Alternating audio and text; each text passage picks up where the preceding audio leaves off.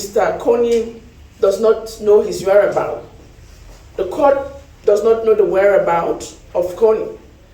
He remains a fugitive, having evaded justice or arrest or surrender for the last 19 years since his arrest warrant was issued. This means he will not be receiving instructions from Joseph Kony, as it will be in a situation where the suspect can be reached or is available. But his role there during the confirmation of charges hearing, in the absence of Joseph Kony, is to protect his interest and the right to ensure a fair and transparent proceeding occurring in the absence of a suspect. Efforts have been made to secure his appearance or surrender. He's aware of the charges against him and is aware of the initial date that was set for the confirmation of charges hearing. And now we are making all efforts to ensure he's aware of the new date that has been set, which is 9 September 2025, for the commencement of the hearing in his absence.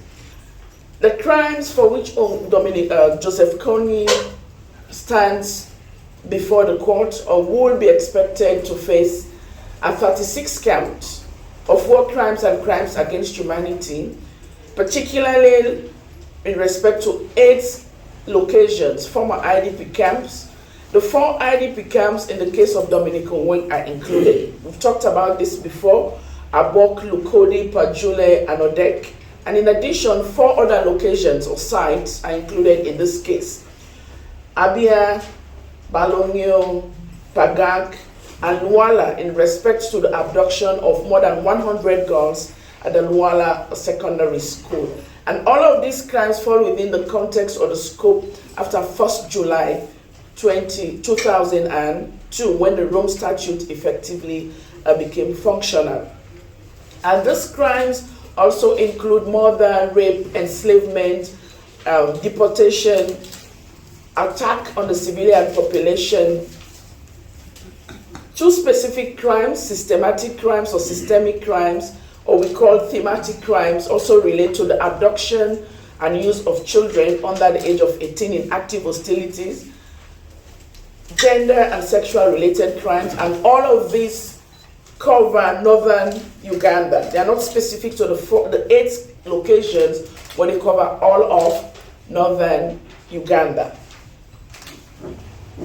And in that same order, the judges instructed us, the registry, particularly the outreach, to ensure that we put together a communication campaign strategy as an effort for Joseph Kony to be aware of this new date that has been set, 9 September 2025, this year.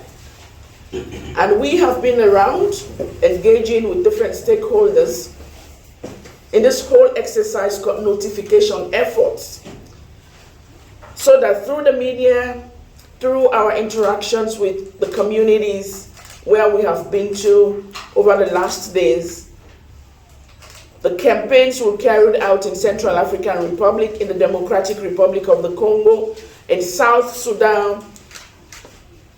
Joseph Kony would have the possibility to be aware that a confirmation of charges hearing against him will commence on 9 September 2025 in his absence, should he not appear.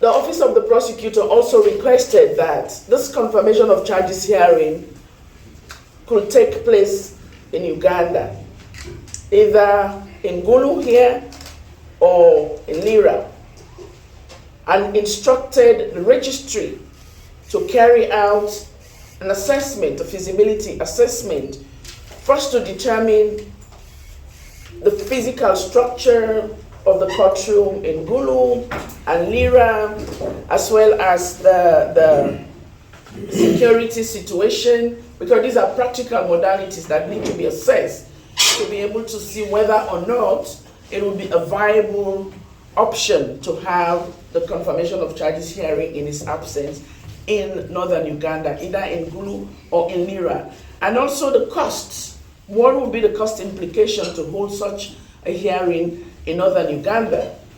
or either in Gulu or in Lira.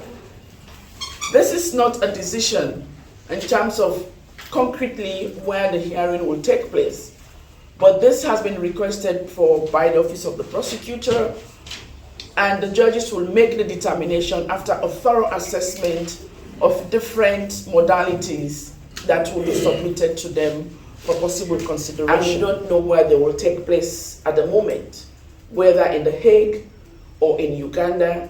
It is something that the judges will determine and communicate, and we will do the needful. The purpose of this gathering here today is to, if Dominic Kony appears, Joseph Kony, I beg your pardon, if he appears and he decides that he wants to terminate the services of the lawyer who has been appointed by the court, Mr. Peter Haynes, it is his right to do so. But that can only happen if he is present to determine a lawyer of his own choosing from a list of counsel that the ICC maintains. So for the moment, he is ensuring that his rights are protected, are preserved, the integrity of the proceedings are upheld throughout, and that's why he asked for more time. So from last year, when the confirmation was supposed to have taken place, to this year, it's almost about a period of 1 year that has been granted to allow him sufficient time to look into the evidence, maybe to recruit more staff to expand his team, to get a team of investigators to evaluate or evaluate the evidence, to assess it in readiness for the confirmation of charges hearing scheduled for 9th September 2025.